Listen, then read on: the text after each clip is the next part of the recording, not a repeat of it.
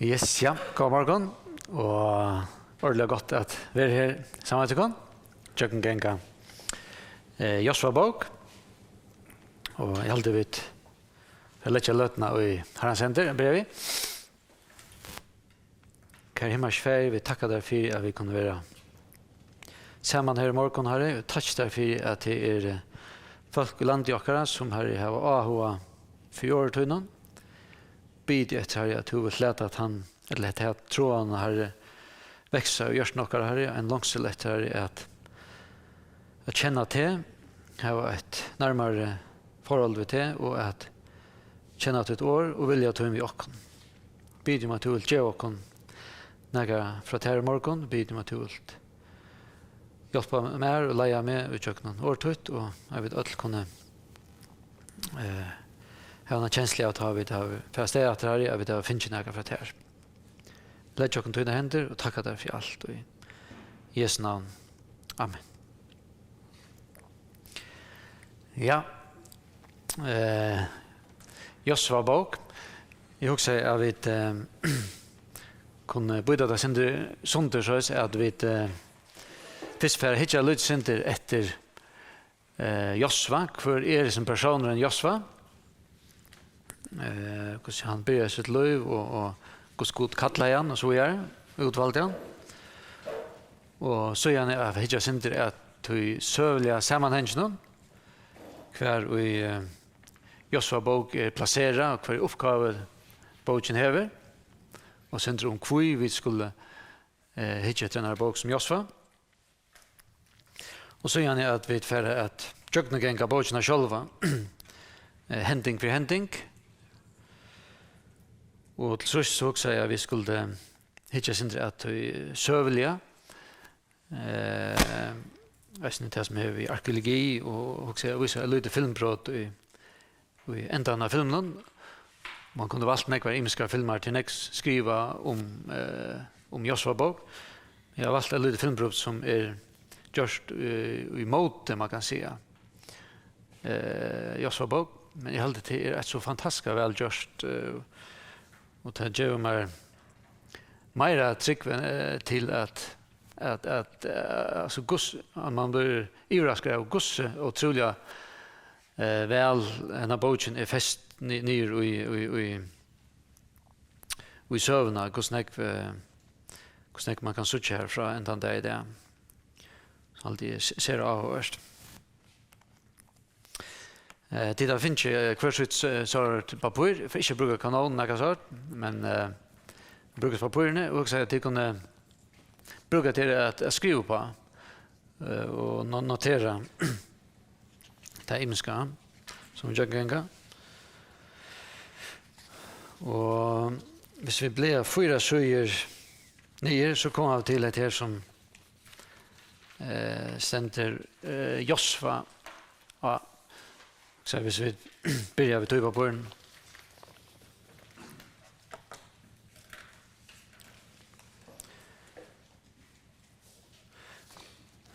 Og her stender at Joshua ikke neger tilfeldiger eller årøynter unglings. Og til verleggen at Joshua han var ikke bare hver som helst, altså er god sier nå til å ha noen leier, og så fann han akkurat tilfeldig en unglinga. Men Joshua var en person som god har fyrreika i mange år, og korsjøknen eller leit og jøk mengt imist her løvnen, som gjør han til den rette mannen og til seg her oppgavene som han fikk. Og Joshua, han var føtter i tralldome i Egyptalandet som bad. Og vi leser i 4. Mosebok, kapittel 13, og vers 8. Jeg leser vi om en som er av at Efraims, Hosea, sonur Nun. Og hesen personen som eier Hosea her, det er personen Joshua. Og i vers 16, og i sånn samme kapitlen, läsa vad det var i om den här Hosea. Hetta var navn tarra manna och Moses sände att kanna land. Så vi minns som en av dem tal, det var Josva. Men Moses gav Hosea sine nån navnet Josva. Og Hosea ta mestjer frelsa. Men Moses brøyde navnet til honom til at vera Josva som mestjer at Jehova frelsa. Det noe særlig har vi brøyda navnet av en person. Det leser et innsatstein i Bibelen at Gud imsker utvelde personer at Gud brøyde navnet at han gjør dem en noen identitet. At Gud for å gjøre noe nytt i jøkken et her lov. Og vi sier eisen i første krønikebok, kapittel 6, og vers 26. Vi en av 8-talene her at Josva er nevnt der, og tog Josva en fyrstefødte i sin familie. Han fyrstefødte. Det avverst av tog som at han var født i Egyptalandet. At ta et han hendingen som fører fram i Mosebok kapittel 11, da vi leser om der tog plavene, og vi minnes den sørste plaven, at han fyrstefødte i hver en huset skulle dodja, ta vi dess angelen for i Egyptalands. Så vi kan også ha til at ta vi angelen for i huset til foreldrene til Josva, så åtte det er Josva som let lov. Han hever som unglinje opplevet her at foreldrene får ut og de smurde blå av dittene av lampen som var dripet. Så han har jo kunnet oppleve til at være takksammer for at et lamp døyer for han. Så hever han vidt til å oppleve hvordan god einmukte Egypter, hvordan god einmukte, man kan som der nevnte, god er Egyptalands, 4 Mosebok 3-34. Og hvordan han lette folk ut av Egyptalandet, og hvordan Moses öppna i Reihavet, vi är fyrast i rum här, i rum som unglinje, och han har sett styrke Guds och väldigt hans herre. Och han har lagt sig allt det till och Jema, till avvarska hans lov, så gör vi framjöken. Först för vi läsa om Josva, eller vill jag läsa om här han Jernaga till i Mosebok kapitel 16.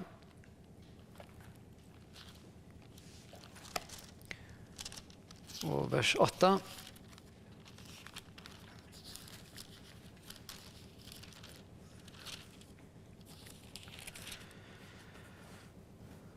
Det tar vi läsa om Josva som Herman. Og jeg vil ta og tog å lese de versene som jeg vil lese om han. Det stender at nå kommer Amalekittar og herja og Israelsmenn og i Refidim. Ta sier Moses vid Josva.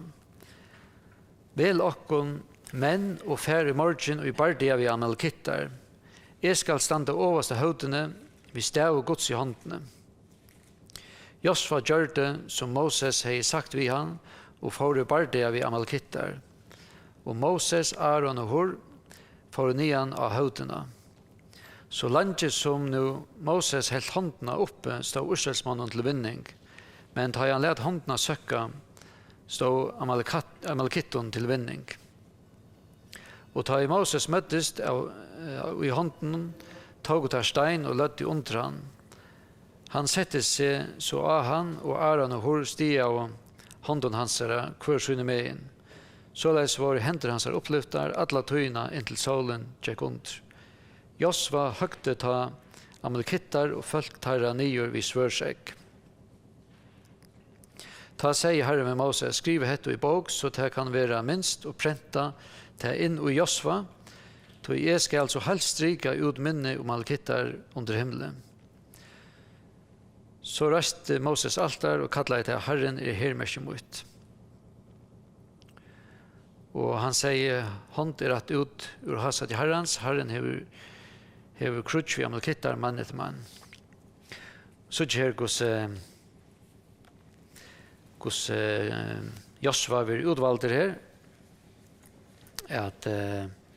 at leia falskje i hernai. Og kui Moses utvelder Josva, det ringt av vita, og Gustav blir til at Josva dor over herførare.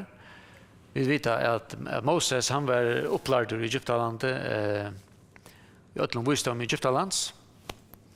Mulig hever Josva i en bakgrunn her, han hever en eller annen hatt finnes jo onkra hernarlige trening. Han var utvalgt her, og vi sutja eisen heter vegra forholdet mittelen tar eldre og tar unge, at gosse Moses, gosse tar han byr for sin unga mannen, heldre hendene oppe gosse gengrunn og vel, og tar hendene fatla at gosse bøn verlig hever avskan av ta nasta atterlig. Og vi kunne eisen hokse om det i samband vi tror bare visst jo anna at bøn verlig hever avskan, og at det ikke lukka mykje hos vi hokse om det neste atterlig til yngre av det er nekka som Bibelen anlegger okken, jeg ser det yngre vi og vi opplærer det. Det kom tid langt og tykkere unge aldre. Det er ikke reallig unge øtle. At blir hokse om at kan evra vi til at få ånder å genka som lei. Så først får vi lese om Josva her, det som hermauer. Og neste får vi lese om Josva, det i Mosebok kapittel 24.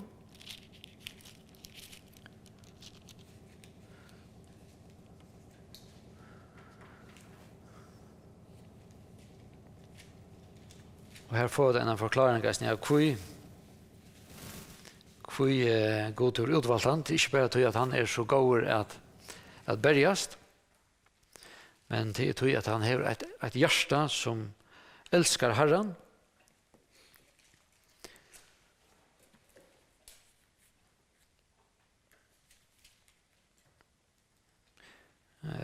Josva bok kapittel 24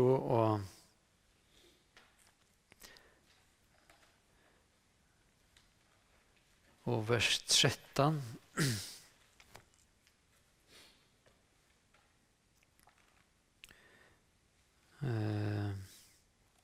Jeg skal efter det.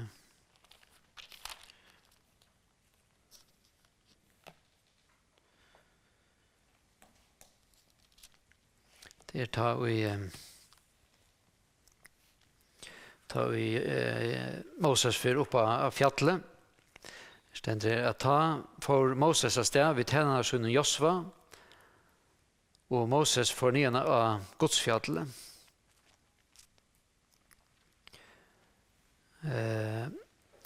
Men vi hinner else sier han, boi etter okkon her, inntil vi kommer atter til tikkere. Aron og hor jo tjatikon, tann og hever søk kan fære til tarra. Så får Moses nyene av fjallet og skutsl, leis tjukt i fjallet. Dord herrens kvulti av sina i fjallet, og det var fjallt av skuinen i 60 år. Men kjenda dagen røpte han av Moses ut ur skuinen.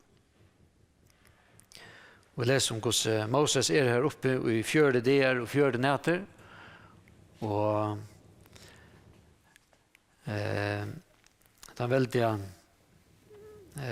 opplevingen at Josva får lov til at være vi Moses oppe av fjallene. Her og tar god djevet hem til tøtjebøyene. Vi leser om at her vil innskrive vi Guds egne hånd. Og Moses motteger dette. Og så han leser om hvordan tar komme om han etter av fjallene, at han har finnet av vita fra gode, hvordan det skulle bytja halvgedomen, og hvordan offrene skulle hvordan alt det her skal være fyrskipa, hvordan tabernaklet skal være byggt, og hver skal bytja det, og fyrskipan om mengt imest. Og man kan fyrstilla seg at Josva han ordentlig brennande og spenter på at nu skulle vi færa genga herrans leier, og så skal Guds tilbyanen færa være gjørt, har vi kommet ovan etter. Men da jeg der koma oman av fjallene, så det noe helt annet som møter dem. Vi Mosebok kapittel 32 og vers 16. Da leser vi om at her kommer man etter. Og Josva, han den første som legger mest til at her er okker som fyrgenger. Stender at Josva hørte noe gengen av falskene og røpte, og råpene. Og han sier ved Moses, herråp, høyres det tilhalten. Men han sverre, hatta kvørste råp av månen og i vinna, eller av månen i tepa. Til sång og i høyre. Så han leser at om hvordan det kommer om han til tilhalde, og hvordan folk sauna her om gullkalven, og hvordan vrei byggest upp i Moses, og hvordan han knusar steintalvene. Så Josva, han upplever nekve imisk i løgnen kjassar. Akkurat vi på fjallen upplever Guds nærvære, og alt det undret, alt det veldige.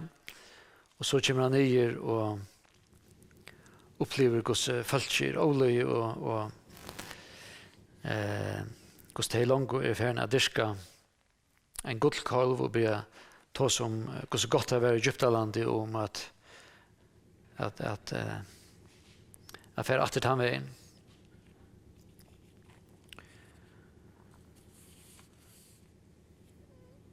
Så vi har lyst om Josva som herman og som tjenere. Og i kapittel 33 her leser vi om Josva som tilbyere. Han ser forhold vi god.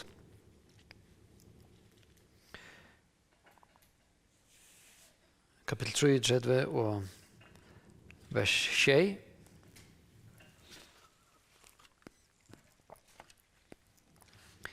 Stender at Moses platte at hega kjalte og reisa til utanfor tilhalt nega fratøy. Her han kallar det sankom kjalte og ein og kvar vi søkt i Herren, han får nu ut til sankom kjalte utanfor tilhalte. Kvarja for Moses får ut til kjalte, rastes alt folket og stod kvar i kjaldesøynen og kjaldoren søynen og hugte etter Moses inntil han var kommet inn i kjaldet. Da Moses kom inn i kjaldet, kom støystølpen nyer og stod i kjaldoren, og Herren talet vi Moses. Men da vi alt folket sa skøystølpen standa i kjaldoren, rastes de ødel og tilbå hver i kjaldoren søynen. Herren talet vi Moses anlitt til anlitt, som tar med over tåsar vi mann. Så får Moses atur i tilhalde, men tjener i hans er Josva, sånn noen, ungur med over, veik ikkje fra kjalden. Så vi sier at Josva er med over som Keith Green sier, han var bananas about Jesus, altså at han var virkelig han var gripen av Herren, han elsket i Herren, og han var trofaster, og helt seg nær til kjalte og var her alle tøyene.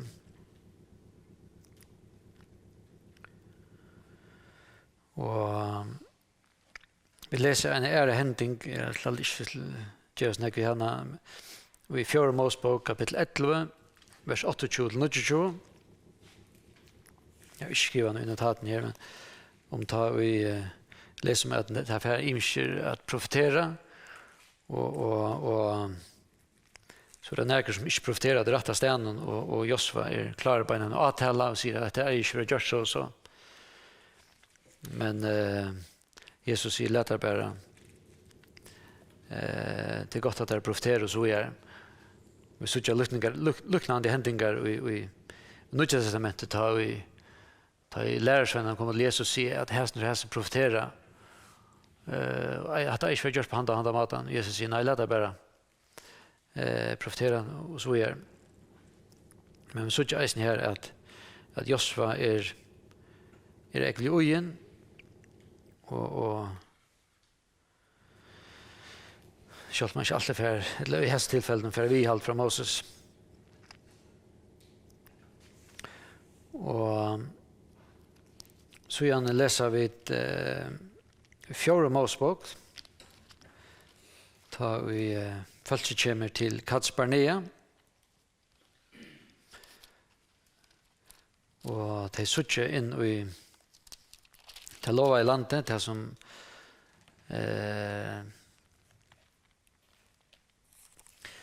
de har hukt fram og måter. Og Arne de skulle fære inn landet, så utvelger god 12 njøsnare, som skulle fære inn og kanna land.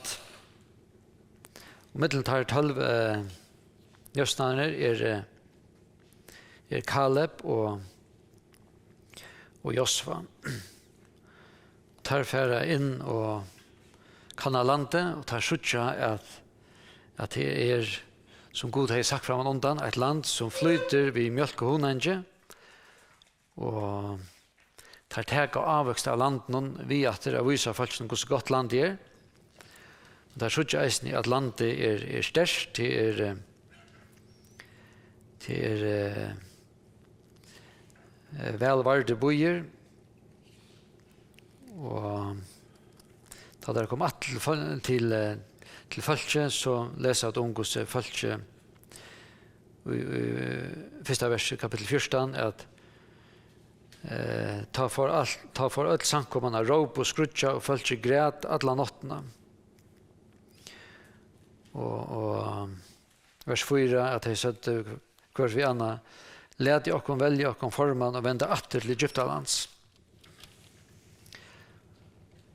Men vers 6, men Josva, soner Nun, og Kaleb, soner Jefone, som var i høtte vi av Kanalandet, skratt og klei sunn og søtte, vi alle sank om Israelsmanna. Landet og vi av feres i jøknen og kanna er overhåndsgott. Standa vid vel i egen herran, så leier han okkom inn i hetta landet, og gjør okkom til et land, og vi flyter og i mjölk og honenge.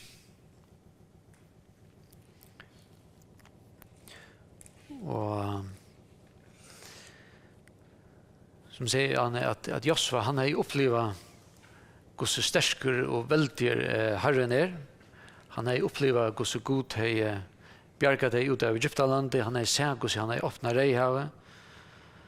Han har vært vi Moses oppe i fjallene. Og han tror god. Og han var fullvusro i at god var fører at Jevatimon sier hvis de får inn i landet. Og hinner tutset her så hvordan veldig trobelagene var. Men Josva og Kaleb her var mer opptikkende av hvordan veldig gode tar fyllt og at Gud var ment til å gjøre hva som helst. Men folket de lurte ikke etter, og som en gang her så vinner de som har flertall, selv om de ikke alltid har rett.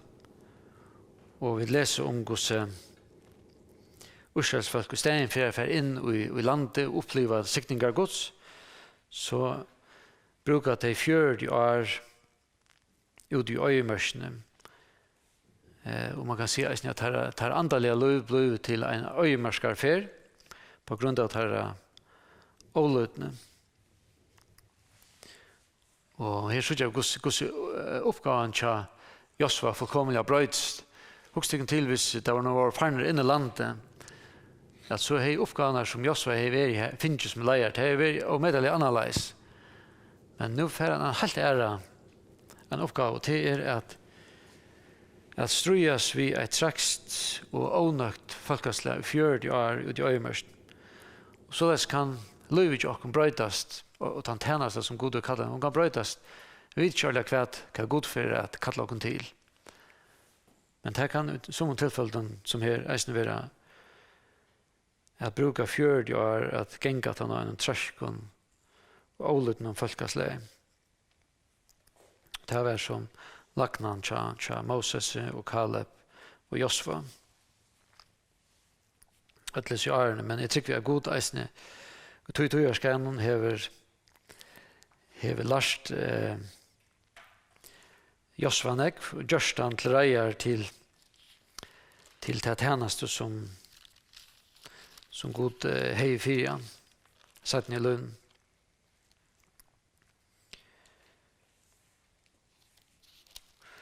Og da vi kommer til kapittel 22, så leser vi om at Josva blitt gammal. Og vi leser eisen om at Moses kommer at gjøre en synd, slik jeg har sett det, som gjør at god for at velge en nødjan leiere. Josva kapittel 22 og vers 12-19. Jeg leser at «Søyan sier Herren ved Moses, «Fær nian av Abrahams fjall her og hikk ut i landet og i Egev i Urselsmånen. Ta i to her sete, skal du eisne saunast til fedrartøyner, som brortøyn Aron var saunar til fedrartøyner. Atter fire, at tid og i Sians øyemørsk var i åremunnen ålutner, til ferien sankoman tjekast vi med. Og tid skulle halga med, vi at leda vatt streima framfri eion-tarra. Hetta Meriba vatt vi Kades og i Sinas øyemørsk. Men Moses talar vi Herren og sier, Herre, to god, som ræver iver løsens anda i ødlen holde, først du ikke seta mann i samkomna, som kan genge ut og inn av 8 tjataiman, og som kan leie deg ut og leie deg inn, så samkom Herrens ikke være som sier vi ången hyra. Herren sverre i Moses, takk Josva, sånn han med som ante i roi. Legg håndtøyne av han. Leie han fram for Eliezer, prest, og for alle samkomna. Innsett han og tjena som han ser for eion tarra. Og legg av han neka av tøyne, så all samkom urselsmann aktar han. Og så er det. Og vi leser om hvordan Josfa så han vil kallar til at hekka vi etter Moses. Og vi kjenner hendingsene om ta vi god kallar Moses at hella til kletten og til å få vatt. Men Moses han god i åløyen og vrei han slær kletten. Og man kan undrast av at hvor skulle Gud være så streng at for det om Moses gjør en sinte, hvor kan Gud ikke bare fyrtjøve Moses og så kan alt bare kare vi akkurat som om ikke være hent. Og vi kunne ikke også til at måtte hei Moses bare kjente et vers som Johannes 1:9.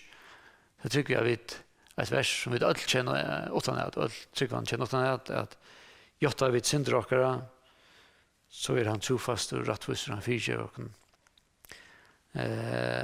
och syndrakara så är till vers som vi alla doa och men ofta så tycker vi att det här verset blir missbrukt. Jag vet brukar det verset som så kunde vi bara synda akkurat som vi vilja. Vi tar vi det liv och synda så ber jag bara om fyrtjövning och så är det sökt du i hausens till så länge som öster från väster och så det här glömt så kommer vi bara från vidare. Och det är nästan satt att god fyrtjöver synd och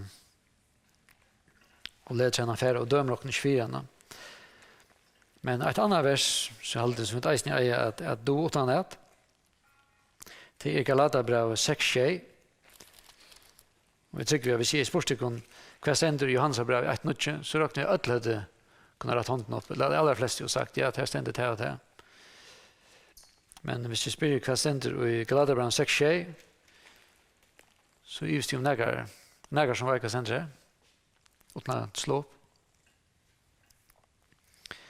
Her stender at vittlest ikke, god leder seg ikke spotta, til som menneska såer skal ta eisen i hesta.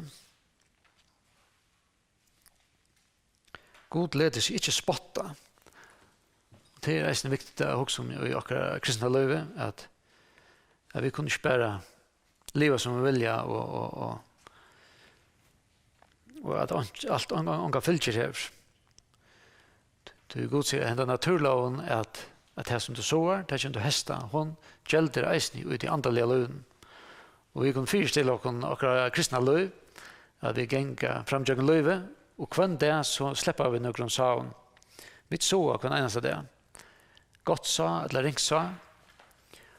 Og vi kunne til ene hver tog i løven ganske stegge av, og hitje atretter at marsjen som vi tar sova. Og vi kunne suttje imest, her er ring, her er var hømelig her på en, og her er akkrut, her er godt, og så videre. Han avveksten, han kommer å være standant. God leds ikke spotta.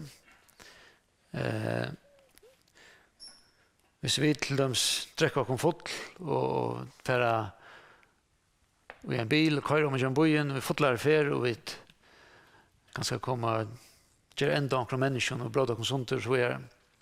Så kunne vi dagen etter bia god om fyrtjen, god sier i kjedra som jeg har gjort, og at det skal aldri hende atter i kjedra. Men det som vi da var så, det kommer vi da bli avvokst av, det kommer vi være standant. Om vi da blir om fyrtjen, så får ikke de menneskene være disse atter løyve, det brottna beinet som jeg har finnet, det får ikke være grøtt dagen etter, og politiet får ikke glemme alle politirapportene og så videre. Det som vi da var så, det kommer vi være standant. Og tog jeg alltid til og medelig viktig at vi også om Guds vidt liv og akkurat løyv. Tykker vi at God han fyrgav Moses for det som han har gjort. Men det er hendingene som han har gjort etter at han slå kletten i stedet for et hele land. Det kom her fylkjer for hans andalige løyv og at han slapp at gjøre i fremtiden for Herren. Heldig vi tar en pausen nå, og vi er ferdig til neste.